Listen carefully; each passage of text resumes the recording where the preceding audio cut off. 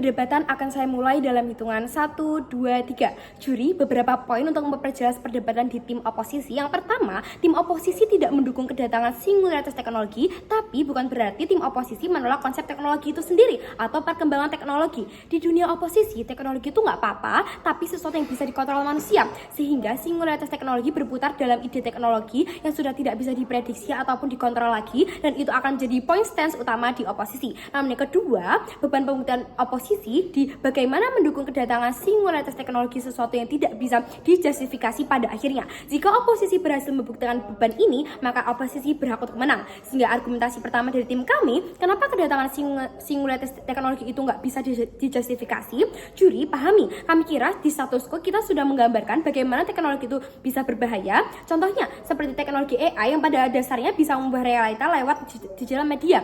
Juri, kenapa mendukung konsep ini berbahaya? Dua analisis. Yang pertama, kenapa konsep singularitas teknologi berpatok kepada prinsip independensi atau kebergantungan teknologi ke manusia. Artinya apa? Artinya manusia nggak bisa lagi memegang kendali atas teknologi, dan juga bagaimana teknologi itu mempunyai keinginan dan pemikiran sendiri. Sehingga apa? Sehingga ini akan menciptakan problematika yang sangat berbahaya di perdebatan ini. Kenapa? Di saat teknologi nggak bisa dikendalikan oleh manusia, teknologi bisa menciptakan skenario terburuk. Contohnya, bagaimana AI seperti ChatGPT sudah bisa menciptakan gambar, pidato, dan lain-lain yang manusia gunakan untuk propaganda. Sehingga apa? Saat teknologi bisa memiliki pemikirannya sendiri, kami kira AI bisa membuat skenario terburuknya lebih ekstrim lagi. Namun yang kedua, juri, di saat AI memiliki pemikirannya sendiri, ini artinya apa?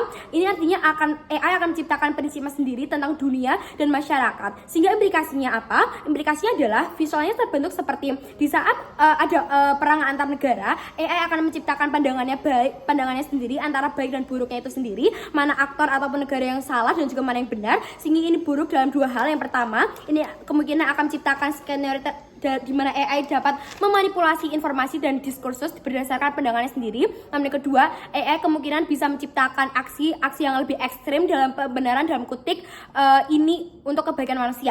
Tapi juri, ini adalah beban yang harus dijawab oleh tim pemerintah, yaitu tentang skenario terburuk yang akan terjadi. Tapi juri, karena pada akhirnya nggak akan ada regulasi yang bisa mengatur jalannya kerja AI di dunia di mana singularitas teknologi terjadi karena AI sudah memiliki prinsip dan juga pemikirannya sendiri. Perbandingan dengan status quo berbentuk seperti ini.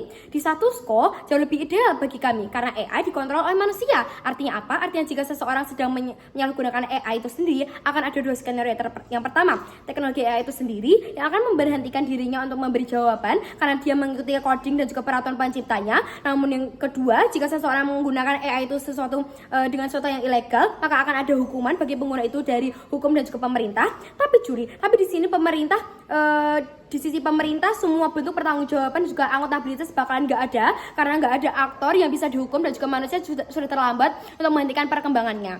Namun argumentasi yang kedua, kenapa mendukung singularitas teknologi itu buruk untuk masyarakat? Kami kira di saat AI sudah mencapai titik di mana sudah tidak bisa dikontrol oleh manusia, ini akan buruk untuk masyarakat secara internasional. Artinya apa? Artinya cara kita hidup dan juga bertransaksi akan berubah.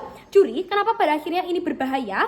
Kami kira konsep kesenjangan akan jauh lebih berbahaya saat kamu mendukung konsep ini. Maka dua analisis. Yang pertama, di saat teknologi nggak bisa dikontrol lagi, ini akan menciptakan kerugian dan juga ketenaga kerjaan. Contohnya, bagaimana di saat internet mulai berkembang, ratusan pekerjaan mulai hilang. Kami kira di saat mouse ini diaminkan, skenario yang sama tapi lebih buruk lagi yang akan terjadi, juri. Tapi kami kira permasalahannya bukan cuma sekedar pekerjaan akan menghilang, tapi bagaimana masyarakat belum siap menghadapi itu semua.